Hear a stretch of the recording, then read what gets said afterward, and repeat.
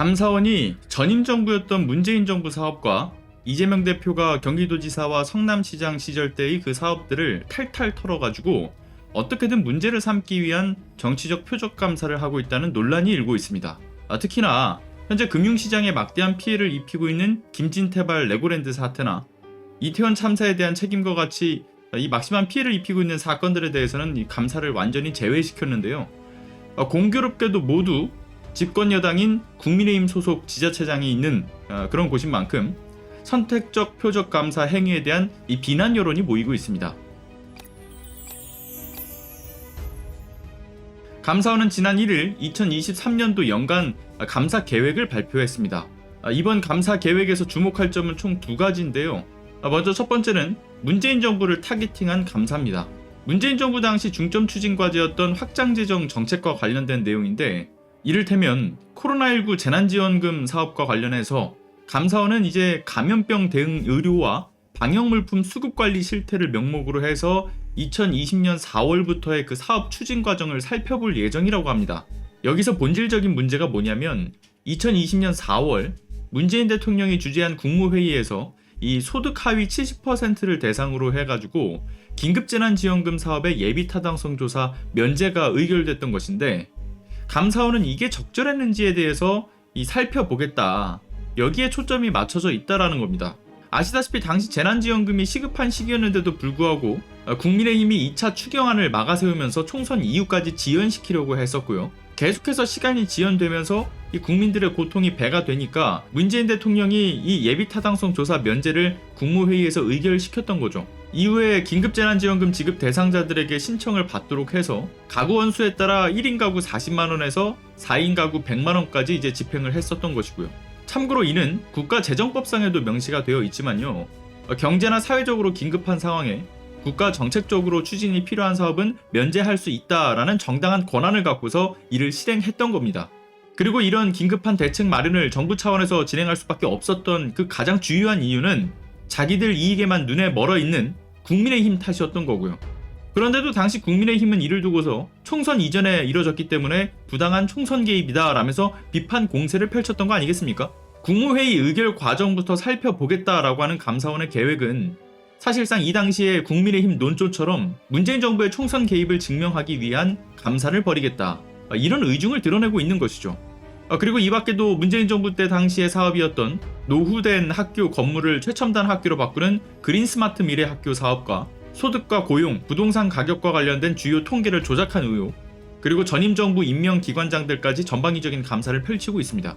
사실상 전 정부 정책 사업의 거의 모든 것들이 먼지털이식 감사를 받고 있는 거죠.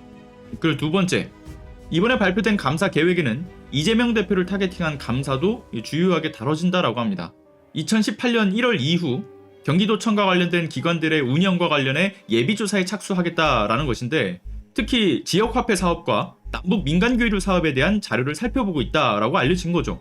감사원 측에서는 종합적으로 판단해서 우선순위에 따라 감사 계획을 확정했다라고 이야기를 하고 있고, 성남시와 경기도에 있던 특정 사례만 집중해서 표적 감사를 하는 게 아니다라고 이야기를 하지만 정작 말과 행동은 달랐던 거죠.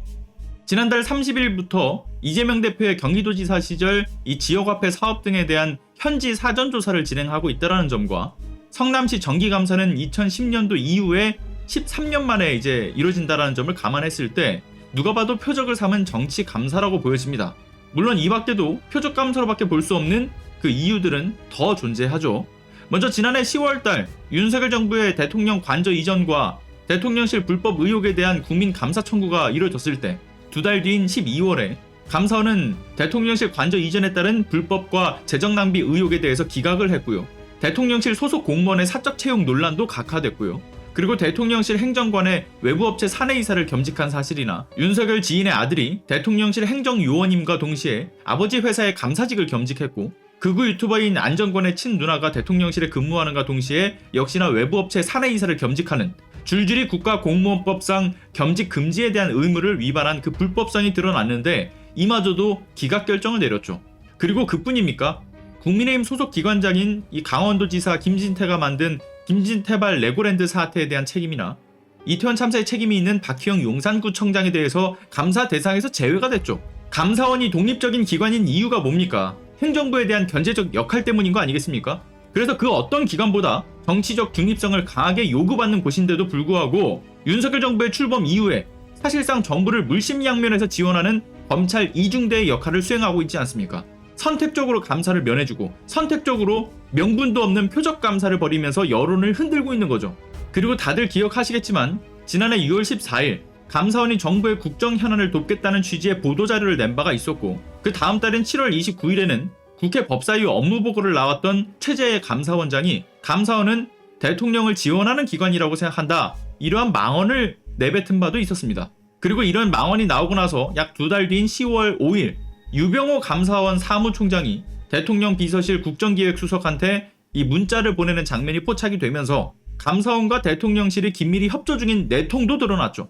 감사원의 의도는 이미 윤석열 정부 출범 이후에 한결과 같이 불공정, 표적 감사 행위를 하고 있습니다. 그리고 심지어 이제는 2023년 연간 계획에까지 이 노골적인 목적을 드러내고 있는 것이고요. 감사원 페이지의 감사원장 인사말에는 이런 내용이 적혀져 있습니다. 기본에 충실하면서 국민의 시각으로 미래를 준비하는 감사원이 되겠습니다. 그러나 말과는 다르게 본연의 목적과 정체성을 잃어버리고 윤석열 정부의 입맛대로 움직이는 감사원의 모습을 보이고 있는데, 혹시 최재해 감사원장이 말하는 시각은 국민이 아닌 윤석열의 시각 아닙니까? 이번 소식은 여기서 마치겠습니다. 모든 식물의 제왕 산삼, 산양산삼으로 왔습니다. 지리산에서 왔습니다. 7년을 기다렸습니다. 산양산삼 추출액 순 100%, 산양산삼 순백 한 뿌리를 한 병에 담았습니다. 아무도 상상 못한 조건, 홍삼 값에 산양산삼을 드립니다. 귀한 분께 잊지 못할 선물을 해보세요. 문의 전화 1666-1080. 홍삼값에 산삼을 드실 수 있는 기회에 이 지리산 800고지에서 자란 이 자연 산삼에 버금가는 산양산삼 추출액 순 100% 액기스 제품 산삼 순백입니다. 자, 산삼 순백, 이거 긍정 후기들이 넘쳐날 정도로 이거 덕보신 분들이 많아요. 저도 이게 산삼 순백 덕에 면역력이 좋아졌는지 최근에 몸을 혹사시켜도 막 아프거나 한 적이 없습니다. 그래서 기력을 잃은 부모님이나 지친 남편과 아내, 그리고 공부에 스트레스 받는 자녀, 또는 자기 자신한테 정말 최고의 선물이 되는 이 산삼 순백 제품, 현재 이벤트를 하고 있기 때문에요, 한 박스에 30병이 든 제품을 한 박스를 더 들여서 60병이 나가고요, 거기에 2월 중 이벤트는 산삼 치명한 천수 10개의 환이 든 이 제품을 추가로 드리고 있다라고 합니다. 네이버에 산삼 순백 검색하시거나 더보기란의 구매 링크 또는 오른쪽 상단에 이 전화번호 1666-1080으로 전화를 하셔서 시사발전소 보고 연락했다라고 말씀 주시면 말씀드린 구성품 모두 받아보실 수가 있습니다. 많은 구매 부탁드릴게요. 감사합니다.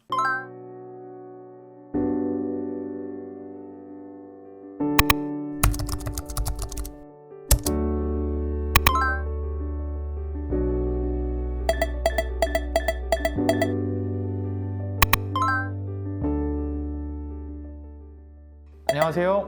시사발전소 소장 한지입니다. 시사발전소는 진실을 찾는 민주언론으로서의 역할을 다하기 위해서 다양한 방법으로 활동을 이어나가고 있습니다.